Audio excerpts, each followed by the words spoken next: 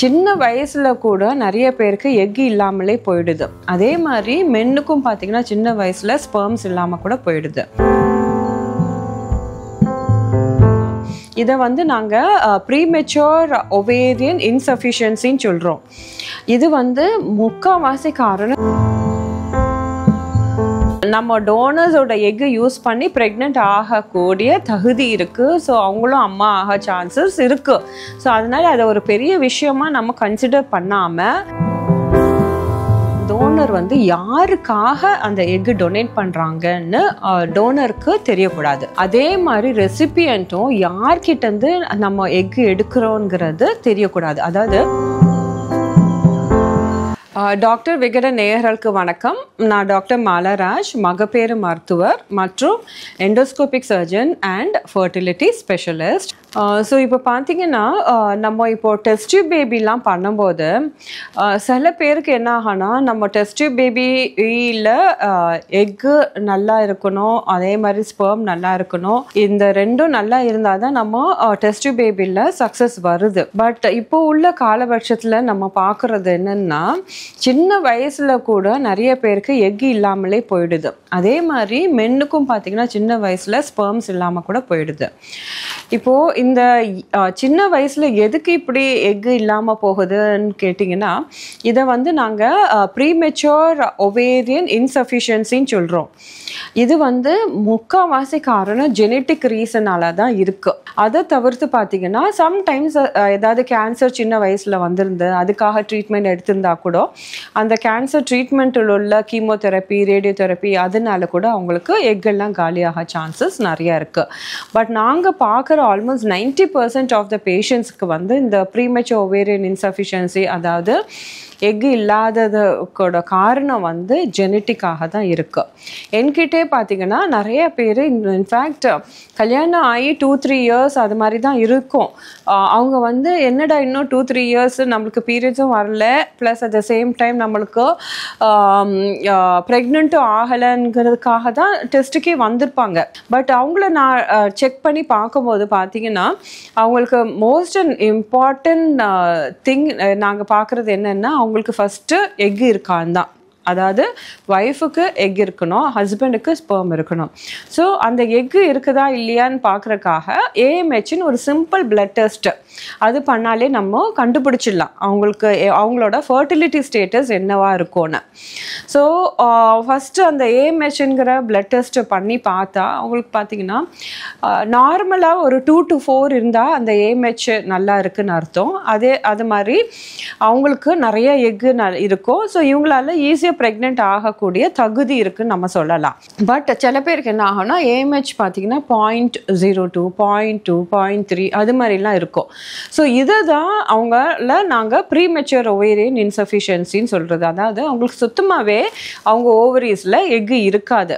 So இது வந்து நம்மளுக்கு மட்டும் ஷாக்காக இருக்காது, பேஷண்ட்ஸுக்கே ரொம்ப ஷாக்காக இருக்கும். இது மாதிரி உங்கள் உடம்புல எக் இல்லை, இன்னும் கொஞ்சம் நாளில் மெனப்பாஸ் வரப்போகுது அப்படின்னு சொன்னாலே அவங்களுக்கு ஒரே பதட்டமாயிடுவாங்க. ஸோ இது வந்து ரொம்ப ஒரு சென்சிட்டிவான விஷயம். ஸோ அதை நம்ம ரொம்ப ரொம்ப கேர்ஃபுல்லாக தான் ஹேண்டில் பண்ணணும். ஏன்னா பேஷண்ட்டுக்கும் புரிய வைக்கணும், அதே சமயத்தில் அவங்களும் ரொம்ப ஃபங்காகி டிப்ரெஸ் ஆகிடக்கூடாது. அண்ட் யூஸ்வலாக இவங்க வரும்போது எல்லாமே ஒரு பெரிய ஃபேமிலியோடு தான் வர்றாங்க. ஸோ அவங்களுக்கும் நம்ம நல்லா தெளிவாக சொல்லணும் இது மாதிரி. ஏன்னா அவங்கள வந்து ஒரு மாதிரி ஒரு கில்ட் ஃபீலிங்கோடு அவங்க ஃபேமிலி பார்க்கக்கூடாது. ஓகே, ஸோ அதுக்காக நம்ம அவங்கள எப்படி ஹேண்டில் பண்ணோங்கிறது ரொம்ப ரொம்ப ரொம்ப முக்கியமான ஃபேக்டராக இருக்கும். ஸோ இது மாதிரி உள்ள பட்சத்தில் நம்ம என்னன்னா அவங்கள ஃபர்ஸ்ட்டு அண்டர்ஸ்டாண்ட் பண்ண வைப்போம். எதுனால உங்களுக்கு இப்போ ஏஎம்ஹெச் கம்மியாக இருக்குது, ஸோ இதனால உள்ள இம்ப்ளிகேஷன்ஸ் என்ன இது. ஸோ உடனே அவங்க ஸோ நார்மலாகவே டெஸ்ட் பேபினாலே அவங்க யூஸ்வலாக ஜென்ரலாகவே கொஞ்சம் ஹெசிடேட் பண்ணுவாங்கள்ல. பட் இப்போ நம்ம ஏஎம்ஹெச் சுத்தமாகவே இல்லை, டெஸ்ட் பேபி தான் பண்ணணும். ஆனால் அந்த டெஸ்ட் பேபி பண்ணாலும் உங்களோட ஓன் எக் யூஸ் பண்ண முடியாது, நம்ம டோனரோட எக்கு தான் யூஸ் பண்ணோங்கிற இது டபுள் ப்ராப்ளமாக இருக்குது. ஸோ அவங்களுக்கு டபுள் ஷாக் அது மாதிரி ஆகிடும். ஸோ இது மாதிரி உள்ள சூழ்நிலையில் நம்ம எப்படி டேக்கிள் பண்ணுறோங்கிற பற்றி தான் நம்ம நல்லா தெரிஞ்சுக்கணும். ஃபஸ்ட்டு எதுக்கு நம்மளுக்கு எக்கு கம்மியாக இருக்குது, நம்மளுக்கு சின்ன வயசில் ஏதாவது ஆப்ரேஷன் ஏதாவது ஆயிருக்கா, நம்மளுக்கு தெரியாமல் ஏதாவது ஓவரி சிஸ்ட் ஏதாவது ஆகி அந்த சிஸ்ட் எடுக்கும்போது ஓவரியும் ரிமூவ் பண்ணிட்டாங்களா, ஆர் சம்டைம்ஸ் ஏதாவது கேன்சர் ட்ரீட்மெண்ட் ஏதாவது ஆயிடுச்சா. ஸோ அதெல்லாம் நம்ம பார்த்து அதுக்கேற்றாப்புல நம்ம அனலைஸ் பண்ணிவிட்டு அதுக்கேற்றாப்புல அட்வைஸ் பண்ணுவோம். இப்போது இதெல்லாம் கிளியர் பண்ண பிறகு நெக்ஸ்ட் என்னென்னா அட்லீஸ்ட் யூட்ரஸ் நல்லா இருக்கான்னு தெரியணும். அதாவது நம்மளுக்கு மேஜர் ஃபேக்டர் வந்து ஒன்று எக் இருக்கணும், ஒன்று யூட்ரஸ் நல்லா இருக்கணும். அதாவது யூட்ரஸில் உள்ள இன்சைட் லைனிங் அந்த ஜவ் எண்டோமெட்ரியம்ங்கிறதும் நல்லா இருக்கணும். ஸோ அட்லீஸ்ட் யூட்ரஸோட இன்னர் லைனிங் நல்லா இருந்துச்சுன்னா நம்ம டோனரோட எக்கு யூஸ் பண்ணி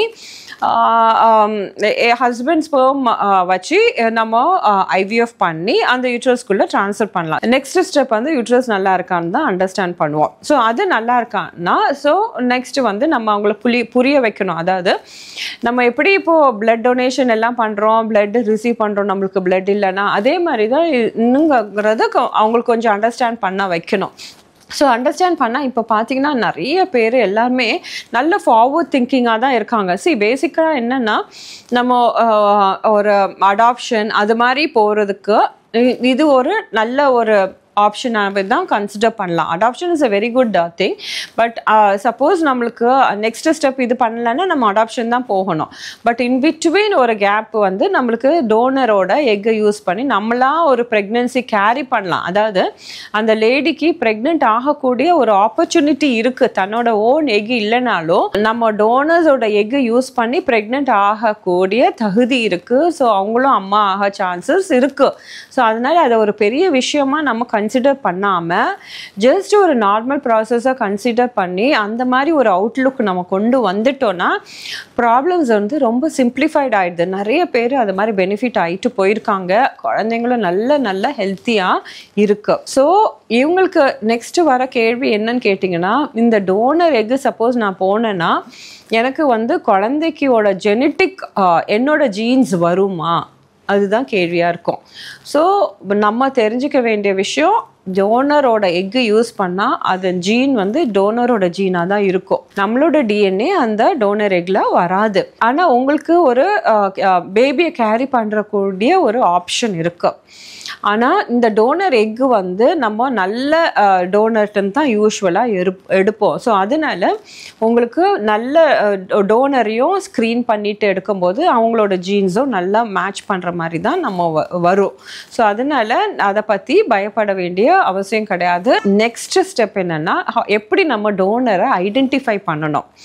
ஸோ முந்தி உள்ள காலத்தில் யார் வேணாலும் வந்து எவ்வளோ வாட்டி வேணாலும் டோனர் எக்கு வந்து டொனேட் பண்ணிட்டு போகலாம். பட் இப்போ நம்மளோட கரண்ட் ஏஆர்டி ரூல்ஸ் பார்த்தீங்கன்னா they are very very strict. அதாவது நம்ம இப்படி தான் பண்ணணும், அந்த செட் ப்ரோட்டோகால்ஸ்ன்னு அவங்க கொடுத்துருக்காங்க அந்த ரூல்ஸை.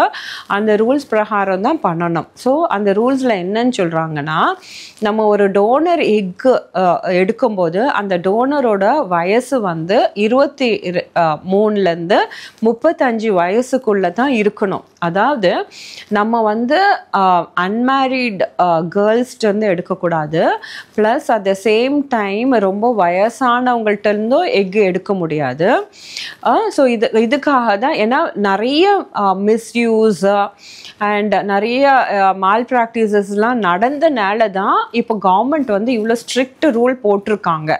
அதாவது இந்த ஏஆர்டி ரூல் பிரகாரம் தான் நம்ம பண்ணணும். அதே மாதிரி யார் வேணாலும் வந்து எக்கு கொடுத்துட்டு நம்ம போக முடியாது, அந்த சென்டரும் யூஸ் பண்ண முடியாது, வாக்இன் பண்ணி எக்கு கொடுத்துட்டு போக முடியாது. எந்தெந்த பேங்க் நம்மளுக்கு ஏஆர்டி ரூல் பிரகாரம் ரெக்கக்னைஸ்ட் ஆயிருக்கோ அந்த பேங்க்ல இருந்து தான் நம்ம எக்கே எடுக்க முடியும். ஸோ இப்போ வந்து ஏஆர்டி ரூல் பிரகாரம் கவர்மெண்ட்டு ஏஆர்டி கிளினிக்குன்னு வச்சுருக்காங்க, ஏஆர்டி பேங்க்குன்னு வச்சுருக்காங்க. அதாவது ஏஆர்டி பேங்க்கு தான் உங்களுக்கு இந்த எக்கை ப்ரொடியூஸ் பண்ண முடியும், ஸ்பெர்மையும் நம்மளுக்கு ப்ரொடியூஸ் பண்ண முடியும். கிளினிக்குக்கும் ஏஆர்டி பேங்க்கோட லைசன்ஸ் கிடச்சிருந்தா தான் நம்ம வந்து நம்மளாம் இது பண்ண முடியும். ஸோ என்ன பண்ணுறோன்னா முக்கால்வாசி பேர் கிளினிக் வச்சுருப்பாங்க, ஏஆர்டி கிளினிக் வச்சுருப்பாங்க, ஒரு ஏஆர்டி பேங்க் வச்சுருப்பாங்க. ரெண்டும் வச்சுருக்கவங்க அவங்களே யூஸ் பண்ணிப்பாங்க. அப்படி இல்லைன்னா நம்ம ஏஆர்டி ரெக்கக்னைஸ் பேங்க்குக்கு இன்ஃபார்ம் பண்ணுவோம், இது மாதிரி எங்களுக்கு வந்து ஒரு பேஷண்ட்டுக்கு எக் டோனர் தேவைப்படுது. அப்போது அவங்களோட பேங்க்கோட வேலை அது. அதாவது அவங்க வந்து டோனரை ஐடென்டிஃபை பண்ணுவாங்க. ஐடென்டிஃபை பண்ணி அவங்க வந்து டோனரை தரோவாக ஸ்க்ரீன் பண்ணணும். அவங்க தரோவாக ஜெனட்டிக் டிசீஸு மற்ற மெடிக்கல் டிஸார்டர்ஸ் எல்லாமே ஸ்க்ரீன் பண்ணி அவங்க பேங்க்கு தான் நம்மளுக்கு டோனரை கொடுப்பாங்க. நம்ம வந்து அந்த டோனர்ஸ்க்கு ஸ்டிமுலேட் பண்ணணும். இப்போ நார்மலாக ஐவிஎஃப்க்கு எப்படி ஒரு லேடிக்கு இன்ஜெக்ஷன்ஸ் போட்டு அவங்கள்ட்டேருந்து நாங்கள் எக் எடுக்கிறோமோ அதே மாதிரி இந்த டோனருக்கு நம்ம இன்ஜெக்ஷன் போடணும். ஸோ அவங்கள்ட்டேருந்து நல்ல கன்சன்ட் எல்லாம் வாங்கணும். அவங்க வில்லிங்காக இருக்கணும், ஹஸ்பண்ட் வில்லிங்காக இருக்கணும், டோனரும் வில்லிங்காக இருக்கணும். அவங்களோட ஆதார் கார்டெல்லாம் அவங்க ப்ரொடியூஸ் பண்ணணும், ஏன்னா அவங்க ஏஜ் நாங்கள் வெரிஃபை பண்ணணும். ஸோ அதெல்லாம் ஸ்க்ரீனிங் ப்ராசஸ் நிறையா இருக்குது. ஸோ அந்த ஸ்க்ரீனிங் ப்ராசஸ் எல்லாம் அவங்க கோ த்ரூ பண்ணப்புறம் தான் நம்ம டோனர் செலக்ட் பண்ண முடியும். அப்புறம் ஒரு டோனர் முந்திலாம் பார்த்தீங்கன்னா டோனர்ஸ் எக் இங்கே கொடுத்துட்டு இன்னொரு ஹாஸ்பிட்டலில் போயிட்டு இன்னொரு வாட்டி கொடுப்பாங்க, இன்னொரு ஹாஸ்பிட்டலில் போயிட்டு இன்னொரு வாட்டி கொடுப்பாங்க. அது மாதிரி கண்ணா பின்னான்னு கொடுத்ததுனால அவங்களுக்கு பின்விளைவுகள் தெரியாது. அதாவது இது மாதிரி நிறைய வாட்டி கொடுத்தோன்னா நம்மளோட ஹெல்த் ஸ்பாயில் ஆயிடுதுன்னு அவங்களுக்கு தெரியாது. ஸோ இந்த ப்ராப்ளம்ஸ் எல்லாம் அவாய்ட் பண்ணுறதுக்காக தான் இப்போ ஏஆர்டி ரூல்ஸ் திரும்பியும் ஒரு நல்ல இம்பார்ட்டன்ட் இது போட்டிருக்காங்க. அதாவது ஒரு டோனர் தன் வாழ்க்கையில் ஒரு வாட்டி தான் கொடுக்கலாம் எக்கு, அதுக்கு மேலே அவங்களால டொனேட் பண்ணக்கூடாது. ஸோ இந்த ரூல்ஸ் தான் நம்ம ஃபாலோ பண்ணுறோம். அதெல்லாம் ஃபாலோ பண்ணாதான் நம்மளுக்கு பிரச்சனை இல்லாமல் நம்மளாலேயும் சர்வீஸ் ப்ரொவைட் பண்ண முடியும். Plus at the same time டோனர்ஸ்க்கும் ப்ராப்ளம் வராமல் இருக்கும். ரெசிபியன்ட் எந்த கப்புளுக்கு அவங்க டொனேட் பண்ணுறாங்களோ அவங்களுக்கும் ப்ராப்ளம் இல்லாமல் இருக்கும். ஸோ இது வந்து நல்லா தெரிஞ்சிக்க வேண்டிய விஷயம் எல்லாருக்குமே. ஸோ இப்போ இந்த டோனர் பார்த்தீங்கன்னா இந்த டோனருக்கு நம்ம எல்லாமே ஸ்க்ரீன் பண்ணிடுறோம். Plus at the same time அவங்களுக்கும் எல்லா கம்ப்ளீட் பிளட் டெஸ்ட் எல்லாமே நாங்கள் ரன் த்ரூ பண்ணிவிட்டு அவங்களுக்கு வந்து பீரியட்ஸ் வந்த உடனே நம்ம அவங்களுக்கு இன்ஜெக்ஷன்ஸ் எல்லாம் போட ஆரம்பிக்கிறோம். ஸோ இப்போ இந்த இன்ஜெக்ஷன்ஸ் போடும்போது இந்த இன்ஜெக்ஷன்ஸோட காஸ்ட் வந்து யார் பேர் பண்ணுவா? ஸோ இப்போது அது வந்து இந்த இன்ஜெக்ஷனோட காஸ்ட்டு, இந்த பேஷண்ட்டோட மெடிக்கல் எக்ஸ்பென்சஸ், அவங்களோட ட்ராவல் எக்ஸ்பென்சஸ் எல்லாமே ரெசிபியன்ட் தான் பேர் பண்ணணும். யாருக்காக இவங்க அந்த எக்ஸை டொனேட் பண்ணுறாங்களோ அவங்க தான் ரெசிபியன்ட். அவங்க தான் இந்த டோனரோட மெடிக்கல் சார்ஜஸ் எல்லாமே பேர் பண்ண வேண்டியது இருக்குது. ஸோ நம்ம வந்து பெஸ்ட்டான இன்ஜெக்ஷன்ஸ் டோனர் போட்டு அந்த டோனர் வந்து டெய்லி வரணும் வந்து இன்ஜெக்ஷன்ஸ் போட்டுட்டு அவங்களுக்கு நம்ம ஸ்கேன் பண்ணி எக்ஸ் எல்லாம் எப்படி வருதுன்னு பார்த்துட்டு அவங்களோட எக்ஸை நம்ம அனஸ்தீசியா கொடுத்து ரெட்ரீவ் பண்ணுறோம். ஸோ இந்த process of anaesthesia, hospital administration, அந்த அட்மிஷன், அந்த சார்ஜஸ்லாம் கூட ரெசிபியன்ட் யாருக்கு டொனேட் பண்ணுறாங்களோ அவங்க தான் பேர் பண்ணி ஆகணும். ஸோ அதே மாதிரி அந்த டோனருக்கும் நம்ம எந்த காம்ப்ளிகேஷன்ஸும் வந்துடக்கூடாது. ஸோ அது ரொம்ப ரொம்ப முக்கியமாக நம்ம கேர் எடுத்து பார்க்கணும் டோனரை. ஸோ அதுக்காக தான் இப்போது இன்னொரு ரூல் போட்டிருக்காங்க கவர்மெண்ட்டு. அதாவது ஒரு டோனர்ட்ட வந்து நம்ம 7 eggs தான் ரிட்ரீவ் பண்ணணும்னு. ஸோ எக்கச்சக்க இன்ஜெக்ஷன் போட்டு நம்ம எக்கச்சக்க எக்கு வந்து ஒரு டோனர்ட்ட வந்து எடுக்க முடியாது. ஸோ அது மாதிரி எடுத்தால் அந்த டோனருக்கு ப்ராப்ளம்ஸ் நிறையா வரும். ஸோ அதனால அவங்களுக்கு ஹைப்பர் ஸ்டிமுலேஷன்னு ஒரு பெரிய கண்டிஷன் இருக்குது. அந்த மாதிரி உள்ள சிச்சுவேஷன் வராமல் இருக்கிறதுக்காக தான் கவர்மெண்ட் இந்த ரூல் போட்டிருக்காங்க. மினிமம் எவ்வளோ தேவைப்படுதோ, அதாவது எல்லாருக்கும் ஜஸ்ட் ஒரு 7 to 8 eggs தான் நம்ம அவங்களுக்கு ஸ்டிமுலேட் பண்ணி எடுக்கிற மாதிரி உள்ள டோசேஜ் தான் கொடுக்கணும். எக்கச்சக்க டோசேஜ் கொடுத்துடக்கூடாது. இதெல்லாம் நம்ம டோனரோட வெல்பீங்காக பண்ணுறது. So at the same time ரெசிபியண்ட்டுக்கும் நல்ல குட் குவாலிட்டிஸ் எக் கிடைக்கணும். அதுக்காக தான் நம்ம டோனரும் கரெக்டாக சூஸ் பண்ண வேண்டியது இருக்குது. இருக்கு. ஸோ இதுதான் இப்போ கரண்ட் ஏஆர்டி ரூல் பிரகாரம் இது மாதிரி எக் இல்லாதவங்களுக்கு ஒரு தீர்வு. Plus at the same time டோனருக்கும் எக்ஸ்ப்ளாய்ட் ஆகாமல் இருக்கிறதுக்காக ஒரு தீர்வா. ஸோ அதாவது பேசிக்காக கவர்மெண்ட் வந்து நம்ம ரெண்டு பார்ட்டியும் சேஃபாக பார்த்துக்கிறாங்க. அதாவது எக்கை ரிசீவ் பண்ணுறவங்களுக்கும் சேஃபாக இருக்கணும், plus at the same time எக்கை டொனேட் பண்ணுறவங்களும் சேஃபாக இருக்கணும். அந்த ஒரே நோக்கத்தில் தான் இந்த மாதிரி ரூல்ஸ் போட்டிருக்காங்க, which is very good. So இதை வந்து நம்ம ஓவர்லுக் பண்ணவே கூடாது. ஸோ இதுதான் நம்ம டோனர் எக்கை யூஸ் பண்ணி பண்ணுற ப்ரொசீஜர். சில பேருக்கு பார்த்தீங்கன்னா இது எக்கு சைடு மட்டும் இல்லை, சம்டைம்ஸ் ஃபேக்ட் பார்த்தீங்கன்னா ஸ்பெர்ம்ஸ்லேயும் ப்ராப்ளம் இருக்க சான்சஸ் நிறையா இருக்கா.